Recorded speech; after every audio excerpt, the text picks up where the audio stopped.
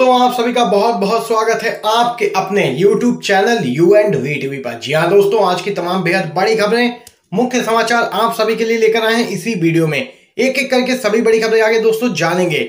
वहीं आपसे एक रिक्वेस्ट है, अगर आप पहली बार हमारे YouTube चैनल पर विजिट कर रहे हैं तो लाल कलर के बटन को दबाकर पास ही बने बेल के आइकन को भी जरूर दबाइएगा। दोस्तों चलिए पहली बड़ी खबर आप सभी को बताते चलें। बड़ी खबर दोस्तों, बड़ी खबर। पश्चिम बंगाल चुनाव से पहले बीजेपी को बड़ा झटका, गोरखा जनमुक्ति मोर्चा ने तोड़ा नाता। जी हाँ दोस्तों, बिमल गुरुंग ने किया है ऐलान। खबर आपको बताते चलें। पश्चिम बंगाल में अगले साल होने वाले विधानसभा चुनाव के लिए पूरा जोर लगाए हुए बीजेपी को चुनाव से पहले ही राज्य में एक बड़ा झटका लगा है। दार्जिलिंग में बड़ी ताकत माने जाने वाले गोरखा जनमुक्ति मोर्चा ने 11 साल के बाद आखिरकार एनडीए से अलग होने का ऐलान कर ही दिया है। साल 2017 से अंडरग्राउंड चल रहे मोर्चा के नेता बिमल गुरुंग ने एक प्रेस कॉन्फ्रेंस के जरिए एनडीए का साथ छोड़ने का ऐलान कर दिया है। मोर्चा के नेता बिमल गुरुंग ने कहा कि एनडीए अपने वादे पूरा करने में विफल रही है। उन्होंने बीजेपी के नेतृत्व वाली केंद्र सरकार पर कई आरोप लगाते हुए कहा कि बीजेपी सरकार अपने वादे पूरे करने में नाकाम रही है। गुरुंग ने कहा कि मोदी सरकार पहाड़ी क्षेत्र का स्थायी राजनीतिक समाधान तलाशने में भी नाकाम रही है। साथ ही बीजेपी सरकार ने 11 गोरखा समुदाय को अनुसूचित जाति के तौर पर चिन्हित करने के अपने वादे को भी पूरा नहीं किया है। गुरुंग ने कहा कि हम ठगा हुआ महसूस कर रहे हैं, इसलिए एनडीए छोड़ने का फैसला लिया है। साथ ही उन्होंने 2021 में होने वाले पश्चिम बंगाल विधानसभा चुनाव में बीजेपी के खिलाफ ममता बनर्जी के नेतृत्व वाली तृणमूल कांग्रेस का समर्थन करने का ऐलान किया है। यहाँ पर देख सकते हैं, पश्चिम बंगाल विधानसभा चुनाव होने से पहले ही राज्य में बीजेपी को एक बड़ा झटका लगा है। दोस्तों इसी के साथ एक और खबर जान लेते हैं। दोस्तों बड़ी खबर, बिहार चुनाव से संबंधित जुमला फेंकना है तो 10 लाख नहीं 1 करोड़ नौकरी बोलता, तेजस्वी ने नीतीश को दिया जवाब। जी हाँ दोस्तों, ये बड़ी खबर है, आप सभी को बताते चले। बिहार विधानसभा में विपक्ष के नेता और महागठबंधन के मुख्यमंत्री पद के प्रत्याशी तेजस्वी यादव लगातार सीएम नीतीश कुमार के हमलों का तीखा जवाब दे रहे हैं। तेजस्वी यादव के 10 लाख रोजगार देने के वादे पर नीतीश के हमले का जवाब देते हुए तेजस्वी ने कहा कि अगर झूठा वादा करना होता तो करोड़ों का वादा करते। वहीं तेजस्वी यादव ने कहा कि बिहार में डबल इंजन की सरकार ने कुछ भी नहीं किया है, नीतीश कुमार एक कारखाना तक नहीं लगवा सके। तेजस्वी यादव ने कहा कि उन्होंने 10 लाख नौकरी देने का वादा झूठा नहीं किया है, अगर वादा करना होता तो करोड़ों रोजगार का वादा भी कर सकते थे। बिहार में 4.5 लाख सरकारी पद खाली हैं। उन्होंने कहा कि अगर वह सत्ता में आए तो इन खाली पदों पर नियुक्तियां होंगी। तेजस्वी यादव ने आगे कहा कि महागठबंधन की सरकार बनते ही नियोजित शिक्षकों की समान काम के बदले समान वेतन की काफी पुरानी मांग पूरी की जाएगी और साथ ही सभी टोला सेवक, विकास मित्र, आंगनवाड़ी सेविका और जीविका दीदियों की सेवा भी स्थायी की जाएगी। ये यहाँ पर दोस्तों बड़ी खबर सामने निकल के आई। इसी के साथ एक और बिग ब्रेकिंग अपडेट आपको बताते चलें। पंजाब सीएम की किसानों से अपील आई काम, किसानों ने दी मालगाड़ियों को आने जाने की छूट। 4 नवंबर को कृषि कानूनों के खिलाफ अहम कदम उठाएंगे किसान। जी हाँ दोस्तों, खबर आपको बताते चलें। पंजाब के मुख्यमंत्री कैप्टन अमरिंदर सिंह की अपील को ध्यान में रखते हुए कृषि कानूनों के खिलाफ आंदोलनरत 30 किसान संगठनों ने राज्य में मालगाड़ियों के परिचालन की अनुमति देने का फैसला किया है। वहीं दोस्तों आपको बताते चलें, इस दौरान राज्य में यात्री ट्रेन सेवाएं बहाल नहीं हो सकेंगी। यह छूट फिलहाल 5 नवंबर तक के लिए ही दी गई है, क्योंकि किसान संगठन 4 नवंबर को एक अहम बैठक करेंगे जिसमें आगे की रणनीति पर चर्चा की जाएगी। हालांकि बीजेपी के नेताओं, कॉरपोरेट घरानों और टोल प्लाजा के खिलाफ किसानों का धरना प्रदर्शन लगातार जारी रहेगा।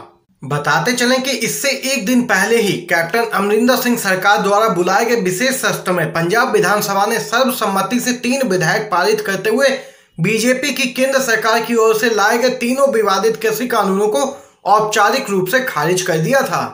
पंजाब विधानसभा में केंद्र के नए कृषि कानूनों के खिलाफ ध्वनि मत से प्रस्ताव पारित किया गया।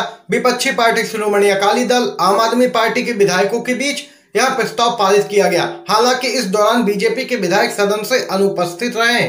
ये बड़ी खबर दोस्तों पंजाब से निकल के आई है। कांग्रेस अब इन कानूनों के खिलाफ आगे की रणनीति पर भी मंथन कर रही है। दोस्तों इसी के साथ एक और खबर आप सभी को बताते चलें। पूर्व आईटी अधिकारी और बीजेपी नेता का दावा, नोटबंदी के वक्त अकेले सूरत में हुआ था 2000 करोड़ का घोटाला। जी हाँ दोस्तों, बेहद बड़ी खबर है, जान लेते हैं। काले धन को रोकने के लिए मोदी सरकार द्वारा 2016 में नोटबंदी की गई थी।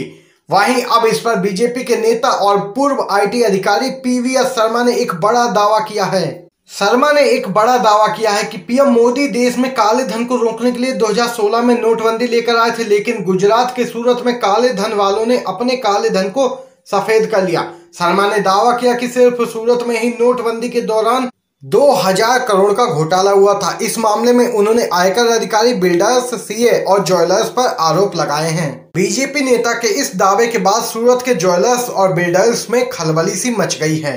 पीवीएस शर्मा ने ट्वीट करके नोटबंदी के समय बैंक में जमा हुए करोड़ों रुपए और मनी लॉन्ड्रिंग के जरिए पैसे बनाने के आरोप कुछ स्थानीय ज्वेलर्स पर लगाए हैं। वहीं पीवीएस शर्मा यहीं पर नहीं रुके। उन्होंने कहा कि नोटबंदी में हुए भ्रष्टाचार पर कुछ स्वार्थी तत्वों ने पर्दा डाल रखा है और ऐसे तत्वों को बेनकाब करना प्रधानमंत्री मोदी का दायित्व है। तो देख सकते हैं दोस्तों, पूर्व आईटी अधिकारी और बीजेपी नेता ने यह बड़ा दावा किया है कि सूरत में नोटबंदी के समय अकेले 2000 करोड़ का घोटाला हुआ था। वहीं दोस्तों, इसके साथ एक और बड़ी खबर आप सभी को बताते चलें। तेजस्वी यादव की रैलियों में जन सैलाब देख के बोले आदिवासी नेता, मोदी कुछ भी कर ले, इस बार तेजस्वी ही बनेंगे मुख्यमंत्री। जी हां दोस्तों, बड़ी खबर आपको बताते चलें। बिहार में होने वाले विधानसभा चुनाव में इस बार एक बड़े बदलाव की लहर साफ देखने को मिल रही है। बीते 15 साल से राज्य में नीतीश कुमार की सरकार चल रही थी, लेकिन अब लोग नीतीश कुमार के कुशासन से तंग आ चुके हैं। यूं तो बिहार की राजनीति में लालू यादव एक प्रतिष्ठित नाम माने जाते हैं, लेकिन वह इस वक्त जेल में बंद है। आरजेडी प्रमुख की जगह इस बार महागठबंधन की तरफ से उनके छोटे बेटे तेजस्वी यादव को मुख्यमंत्री पद का उम्मीदवार बनाया गया है। चुनाव प्रचार के चलते तेजस्वी यादव हर दिन जनसभाओं को संबोधित कर रहे हैं। उनकी जनसभा में भारी भीड़ देखने को मिल रही है। दूसरी तरफ मुख्यमंत्री नीतीश कुमार से नाराज युवाओं ने एनडीए को सीधे तौर पर नकारना शुरू कर दिया है। इस मामले में गुजरात से विधायक छोटू भाई वसावा ने आरजेडी के समर्थन में ट्वीट किया है। जी हां दोस्तों, ट्वीट आपको बताते चलें क्या किया है। उन्होंने लिखा कि प्रधानमंत्री, आपके मशीन की छापी हुई 2000 की नोट अब नहीं चलेगी। अब बिहार के युवाओं ने तय कर लिया है कि अब की बार मुख्यमंत्री तेजस्वी यादव को बनाना है। आरजेडी की एक तरफा पूर्ण बहुमत की सरकार बननी है, ताकि महागठबंधन से अगर किसी पार्टी के विधायक बिक जाए तो भी सरकार पर कोई आंच न आए। इसी के साथ दोस्तों, एक और बड़ी खबर आपको बताते चलें। रिजर्व बैंक ऑफ इंडिया के पूर्व गवर्नर रघुराम राजन ने आत्मनिर्भर भारत को लेकर मोदी सरकार को चेताया, दी है नसीहत। जी हां दोस्तों, खबर बताते चलें। नोटबंदी समेत कई आर्थिक मोर्चों पर मोदी सरकार को अलर्ट करने वाले भारतीय रिजर्व बैंक के पूर्व गवर्नर रघुराम राजन ने एक बार फिर से मोदी सरकार को अलर्ट किया है। उन्होंने इस बार केंद्र सरकार को आत्मनिर्भर भारत पहल के तहत आयात प्रतिस्थापन को बढ़ावा देने को लेकर अलर्ट किया है। रघुराम राजन ने कहा कि देश में पहले भी इस तरह की कोशिशें की जा चुकी हैं, लेकिन यह सफल नहीं हो पाई हैं। वहीं एक वेबिनार को संबोधित करते हुए आरबीआई के पूर्व गवर्नर ने चीन का उदाहरण दिया। उन्होंने कहा कि चीन एक निर्यात ताकत के तौर पर ऐसे ही उभरा है। राजन ने कहा कि चीन बाहर से अलग अलग सामानों को आयात करता है, उन्हें असेंबल करता है और फिर आगे निर्यात कर देता है। उन्होंने कहा कि निर्यात के लिए भी आपको आयात करना होगा। सरकार को चेताते हुए राजन ने कहा कि ऊंचा शुल्क मत लगाइए, बल्कि भारत में उत्पादन के लिए बेहतर परिवेश तैयार कीजिए। तो यहाँ पर देख सकते हैं, आरबीआई के पूर्व गवर्नर रघुराम राजन ने आत्मनिर्भर भारत को लेकर मोदी सरकार को दी है चेतावनी और चेताया है खर्च को लेकर। इसी के साथ दोस्तों, एक और खबर आपको बताते चलें। बॉम्बे हाई कोर्ट ने रिपब्लिक टीवी को लगाई फटकार, कहा जब आप ही वकील और जज बन जाएंगे तो फिर हमारी क्या जरूरत। जी हाँ दोस्तों, खबर बताते चलें। सुशांत सिंह राजपूत मामले में न्यूज चैनलों ने टीआरपी बटोरने के लिए पत्रकारिता के नियमों का जमकर उल्लंघन किया। खास तौर पर कुछ न्यूज चैनलों ने तो सुशांत मामले पर कोर्ट में मामले की सुनवाई से पहले ही आरोपियों को हत्यारा तक करार दे दिया था। सुशांत मामले में सबसे शर्मनाक पत्रकारिता करने वाला न्यूज चैनल रहा है रिपब्लिक टीवी, जिसने इसे चैनल का एजेंडा बनाकर चलाया। अब इस मामले में बॉम्बे हाई कोर्ट ने रिपब्लिक टीवी को फटकार लगाई है। चीफ जस्टिस दीपक दत्ता और जस्टिस जीएस कौल करने की पीठ ने इस मामले में सुनवाई करते हुए कहा कि अगर आप ही जांचकर्ता, वकील और जज बन जाएंगे तो फिर हमारी क्या जरूरत है, हम यहाँ क्यों हैं। रिपब्लिक टीवी की तरफ से कोर्ट में मौजूद वकील ने कहा कि चैनल द्वारा सुशांत मामले में इन्वेस्टिगेशन जर्नलिज्म किया जा रहा था। वहीं इस पर प्रतिक्रिया देते हुए कोर्ट ने कड़े शब्दों में कहा कि हम यहाँ नहीं कह रहे हैं कि मीडिया को अपना काम ना करना चाहिए, बल्कि मीडिया को अपनी सीमाओं के अंदर रहकर ही काम करना चाहिए। आप उस सीमा का उल्लंघन कर और नियमों का उल्लंघन कर कोई काम नहीं कर सकते। कोर्ट ने रिपब्लिक टीवी की वकील से सवाल किया कि सुशांत मामले में आरोपियों की गिरफ्तारी को लेकर ओपिनियन पोल भी चलाया गया था चैनल पर, जिसमें सार्वजनिक तौर पर लोगों से सवाल पूछा गया था, क्या वह इन्वेस्टिगेशन जर्नलिज्म का हिस्सा था। इसके साथ ही सुशांत सिंह राजपूत की मौत के बाद ट्विटर पर चलाया गया #ArrestRhea अभियान भी क्या इसका हिस्सा था। दोस्तों यहाँ पर देख सकते हैं बॉम्बे हाई कोर्ट ने रिपब्लिक टीवी को लगाई है फटकार। एक के बाद एक बीजेपी को झटके लगते ही जा रहे हैं, चाहे वो पश्चिम बंगाल हो चाहे गोवा। अब बारी आई है दोस्तों गोवा की। गोवा में बीजेपी सरकार को एक तगड़ा झटका लगा है। निर्दलीय विधायक ने समर्थन वापस लिया। जी हाँ दोस्तों, खबर आपको बताते चलें, गोवा में निर्दलीय विधायक प्रसाद गावंकर ने गोवा की बीजेपी के नेतृत्व वाली गठबंधन सरकार को दिया समर्थन वापस लेने की घोषणा कर दी है। उनका यह फैसला मुख्यमंत्री प्रमोद सावंत और राज्य में बीजेपी नेतृत्व के साथ कथित IIT गोवा परिसर की स्थापना से जुड़े भूमि सौदे को लेकर हुई कहासुनी के बाद सामने निकल के आया है। गावंकर ने कहा कि मैं इस सरकार से समर्थन वापस लेने के लिए गोवा के राज्यपाल को एक पत्र पेश कर रहा हूं। मुख्यमंत्री और बीजेपी नेताओं ने जमीन के सौदे पर मेरे खिलाफ झूठे आरोप लगाए हैं। वे मेरे निर्वाचन क्षेत्र में किए गए भूमि सौदे की जांच कर सकते हैं।